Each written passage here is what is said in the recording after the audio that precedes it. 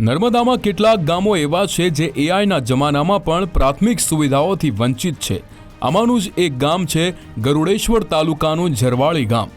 આદિવાસી વસ્તી ધરાવતા ગામના લોકોને કેવી રીતે ખાડી ઓળંગીને જવું પડે છે તેના દ્રશ્યો જુઓ। તંત્રએ કોઈ વ્યવસ્થા ન કરી આપતા ગામના લોકોએ કામચલાઉ જુગાડ કરવો પડ્યો। ગામના લોકોએ એક ફળિયામાંથી બીજા ફળિયામાં જવા વચ્ચે નડતી ખાડીમાંથી પસાર થવા વીજ થાંભલાનો ઉપયોગ કર્યો।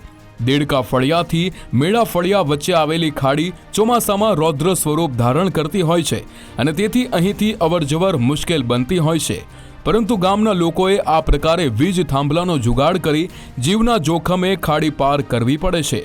લોકોએ અત્યારે કામચલાઉ અને અસલામત એવો જુગાડ તો કર્યો છે, પરંતુ શું તંત્ર કોઈનો જીવ જાય તેની રાહ જોઈ રહ્યું છે? શું આ આદિવાસી લોકો માટે કાયમી અને સુરક્ષિત વ્યવસ્થા તંત્ર કરી આપશે કે ગામના લોકો માટે આ રીતે વીજ થાંભલા પરથી પસાર થવાનો હંગામી ઉપાય જ કાયમી બની રહેશે?